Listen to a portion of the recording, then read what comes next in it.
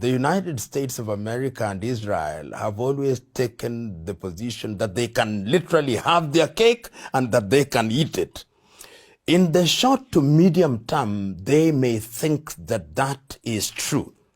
But in the long term, it is what creates resistance. It is what creates organizations and energizes organizations such as ISIS. So that you may think that you are safe as a nation, but your people are not safe.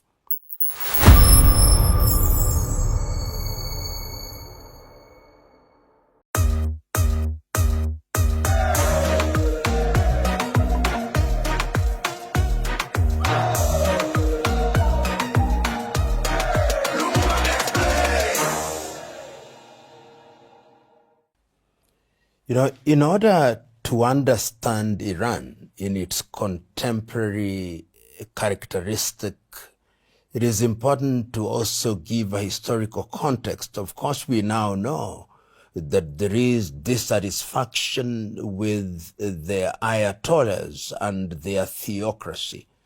But it is important to remember that the history of Iran as we know it today must be traced to as early as 1925 with the Pahlavi regime. And if one does not drown in history, after the establishment of the Pahlavi regime, we then had the famous or infamous coup in 1953, which removed the Pahlavis before they restored themselves. And after that, the agitation by the Ayatollahs led by Ayatollah Ruhollah Khomeini. And that is how in 1979 the Americans now come into the fore a lot more visibly during the administration of Jimmy Carter. And you remember it is during that period that there was a siege of the American embassy for 444 days. And 52 American diplomats were held blindfolded and, of course, humiliated. And I think the United States of America has never forgotten that humiliation. And inasmuch as the Ayatollahs then came into office with the Ayatollah Ruhollah Khomeini becoming the spiritual leader, and we had different presidents, Rafsanjani, Rouhani, and then late Ahmadinejad. And what one saw was the demand by the Ayatollahs that there is only one way of running Iran, through a theocracy. And then the accusation that they were trying to be a nuclear power, and their closeness initially to the Soviet Union and to Russia. So there has been a combination of issues. And that, of course, very quickly led to a number of issues leading up to the Iraq-Iran war between 1980 and 1988. And after that, the economies started suffering, despite the reforms that were instituted, particularly during the populist administration of Ahmadinejad. Attempts to use oil to improve the quality of people's lives. And after that, of course, during the Rouhani administration, when the nuclear deal was entered into between the Europeans and the Americas, and things never quite normalized. And the repression of the people. You have a society which is aware of what is happening in the world, the freedoms that are enjoyed by everybody or most people in different parts of the world, and a theocracy which wants to dictate what you wear, the place of women in society. And that is how in the year 2022, when the young lady Mahsa Amini dies in prison, that was when we saw people coming out into the streets of Tehran and other places. And there is a sense in which this is a continuation of what started in the year 2022. The people had conquered fear, but Right now, the situation is exacerbated because of the sanctions. The Iranians cannot sell their oil freely. The Iranians cannot access the markets freely. They cannot borrow, and their currency has been devalued in a manner that has never been seen in many parts of the world. And that has made the people begin to rise up. And they are rising up on a number of issues. They are saying we want greater freedoms. They are saying the economy is so bad that we want to see improvement. But the reality is that the economy cannot improve. And one can see that in the very reconciliatory messages from both the spiritual leader or the Ali Khamenei and President Massoud.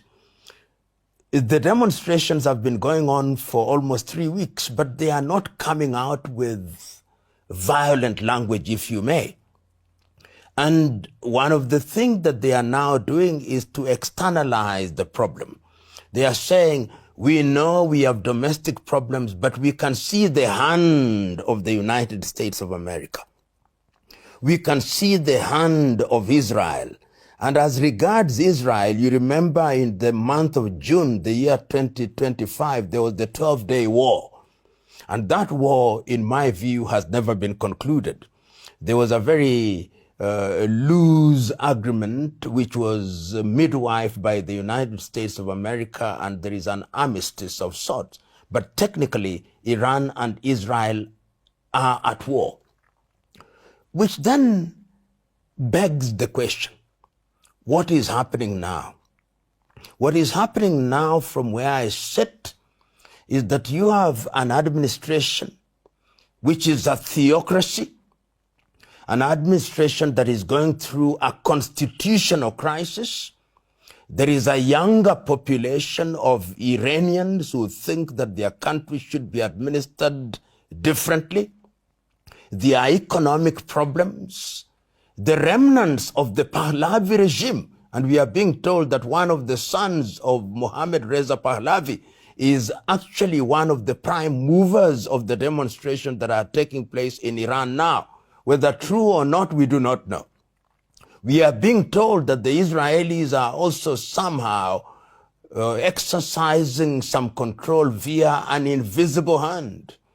We are told that the Americans are also present, and in the case of the Americans, they cannot escape indictment because their President Trump is saying, you touch any of the demonstrators and we are locked and ready to bomb you. So that is the situation in which Iran finds herself. And as we speak now, they are on high military alert because they are thinking that in the same way that it happened in Venezuela, the Americans may very well parachute in, seize Massoud, the president, seize Khamenei, the supreme leader, and seize other people. And we must remember during the 12-day war, the Israelis were able to eliminate senior scientists, so that there is a possibility that this can happen. I know many commentators take the view that what happened in Caracas cannot happen in Tehran. But even if it is not an exact replica of what happened in Caracas, the Americans are capable of entering into that space and creating a vacuum, therefore. And if a vacuum is created, then what will ensue is chaos. And we don't have to look far. When Saddam Hussein was eliminated in Iraq, you've never seen Iraq go back to factory setting, if one may use that metaphor.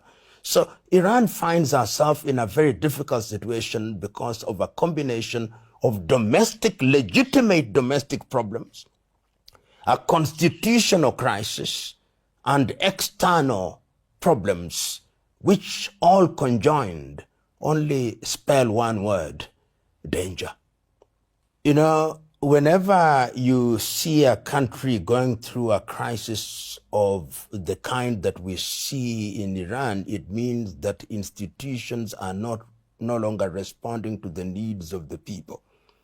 The reasons may be many, but let us trace history a little. During the days of the Pahlavi regime, in the 1979 revolution that was led by Ayatollah Ruhollah Khomeini, the argument was that the Pahlavi administration had become oppressive, they had become corrupt, they were no longer serving the interest of the people, and that therefore what Iran needed was a new constitutional dispensation that gave pride of place to Islam as articulated by the Ayatollahs, which is the Shia version of Islam. They also promised that they would undertake economic reforms, and some of these reforms were in fact evident in the early days of President Rafsanjani and Rouhani, that they were also going to ensure that whenever it was necessary, they would enter into arrangements that would ensure peace. So they made sense during that period that there was need to remove the Pahlavis.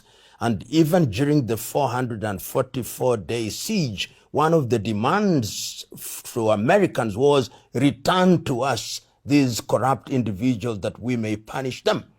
Then came the 1980 Iran-Iraq war, which devastated the economy. And after that war, and in 1989, following the death of Khomeini and the rise of Khamenei, the whole idea of the economy being improved, oil subsidy, fuel subsidies to ease the burden of the people, legitimized the regime. But then the economy started going down, and the people started asking, but the economy is not improving. The quality of our lives are not improving. Our currency is becoming useless. Our investments are becoming useless. The Ayatollahs are oppressing us even more. Come the year 2022, the young girl is arrested for not dressing according to the code prescribed by the regime. She unfortunately dies in prison. And the women are now saying, we want to be treated like human beings. So as it is now, there is appetite for change. For some people, there's even nostalgia for the old regime, which is very human. And all these factors then legitimize and justify the kind of calls that we see from the United States of America that this is a tired administration. And of course, the word that the United States of America and Western Europe always use is democracy, a one-size-fits-all Eurocentric, Americocentric model of governance. And the younger generation are responding to this rhetoric. And I hear some of them saying, what we want is change. We'll deal with what change brings later. A dangerous thing to say, because history is consistent in telling us that when you make change and that change is not orderly, restoring order can take time. But that is an intellectual debate which does not respond with real politique. Real politique is that the Americans would want to see a totally different administration in Tehran. The Israelis would want to see a totally different administration in Tehran, and for specific reason. During the 12-day war, for the first time in an impactful way, a missile landed in Tel Aviv from Tehran. Missiles supposedly supplied from Tehran emanated from Yemen.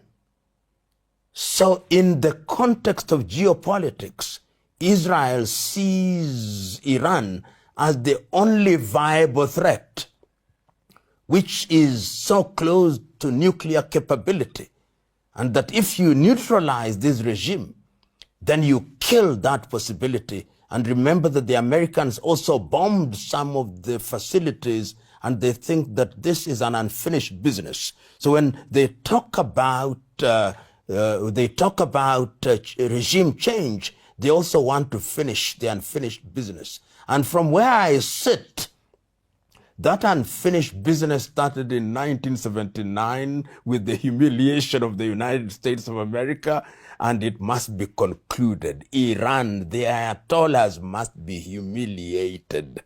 American administration, the presidents notwithstanding, has a long memory. And they remember 1979. You know, there is the assumption, particularly from Washington, that if you remove the Ayatollahs, then you will simply impose a regime that will pander to the whims and diktats of the United States of America. But I think that is not going to be that easy. The Ayatollahs also have a very critical support base. And the Iranians are also a proud people, and they are not going to allow themselves without putting up a fight if the Americans think that they can control their affairs politically and economically. And I think that any attempt at regime change will only create the chaos that we see in that region. So you will have an unstable Iran, an unstable Iraq, an unstable Syria, and of course, relatively unstable Lebanon. Perhaps there are those within the United States of America that love it that way, because instability is also a multi-million-dollar industry. I think the Israelis would love an unstable Iran in the same way that you have an unstable Syria, an unstable Lebanon, an unstable Iraq, which you can bomb at whim without consequence. So allowing our imaginations to be fertile, it is possible that there are those who literally don't care. Their rhetoric may say, we care for the people of Iran, but they don't care for the people of Iran. They love an unstable Iran, which is then susceptible to manipulation and which can be bombed at any time without any serious response. Sometimes there is no logic in realpolitik. You know, when one looks at Iran and the rhetoric of Iran, you know, Iran is one of the few countries which believes that the Israeli, what they call the Zionist regime, must be swept off the surface of this earth. There is not a single country that uses that kind of rhetoric as regards the state of Israel. But one can never say never. In the history of the world, the worst of enemies have sometimes become allies for the sake of either a short-term agenda or a long-term agenda. And who knows that even as between Iran and Israel, there may come into place administrators or administration that see the bigger picture and recognize that for the sake of peace and relative stability, they ought to have a détente or a rapprochement, and that is what will serve the both of them, because there is also wariness of war. The Israelis are wary of war. The Iranians also want an economy that is vibrant and thriving. And that can only be achieved in the absence of conflict. So one can foresee a situation where in future there may be some kind of very structured relationship between Iran and Israel and the United States of America. And it is in this context that I understand the willingness of the Iranians on different occasions to enter into an arrangement as regards their nuclear capability, and to convince both the West and the West, to include the United States of America, that our enrichment of uranium is not for military purposes, but for civilian purposes. All these tells you that the appetite for peace is there, and it must be there. When you fought a war into a stalemate with the Iraqis 1980 to 1988, the impact is still there. When you are being bombed, when you are sanctioned, when your money is almost worthless in real terms, and you know that the source is that there is a conspiracy against you which is being choreographed from the United States of America and Europe, and that you have a neighbor in Israel, not a neighbor in the physical geographical sense, but a neighbor in the sense of being in the same geopolitical region, which is ready to be used as a hammer to strike you as a nail, then you can have appetite for some kind of peace, however described. You know, Yemen, the regime change in Iran is going to be impactful in the region. I think as regards Yemen and the Houthis, particularly in Yemen, their big underwriters have been the Iranians. As we know now, the Saudis are beginning to gain ground in that part of the world. And I think if the regime changes in Iran, then the supply of weapons will be cut, and the Houthis will not have the capacity or the ability to deal with the Saudis or any other perceived enemies in the manner that they have been. And they will have no bullets in quantities that they need. They'll not have the missiles in the quantity that they need.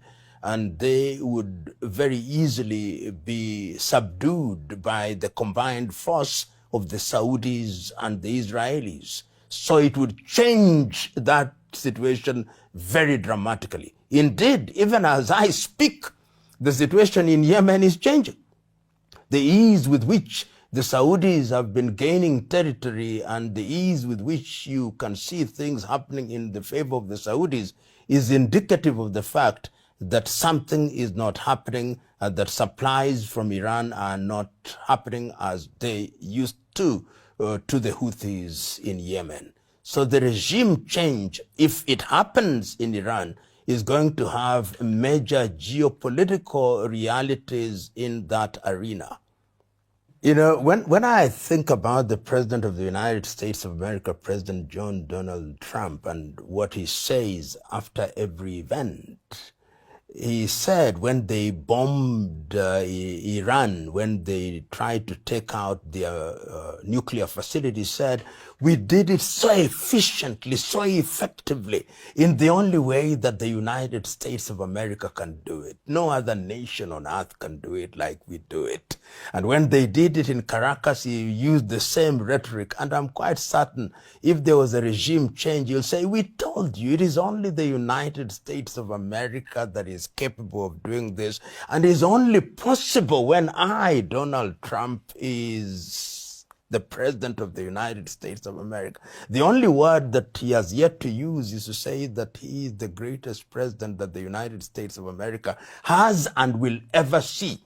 And it is interesting that as he wages these little wars, he still thinks that he deserves the Nobel Peace Prize, even as he wages war. So I imagine that that is going to happen, if, or rather, will or could happen if there is a regime change. He'll, of course, engage in rhetorical chest thumping that the United States of America is indeed the greatest nation on earth, which is in keeping with the rhetoric that his agenda is to make America great again.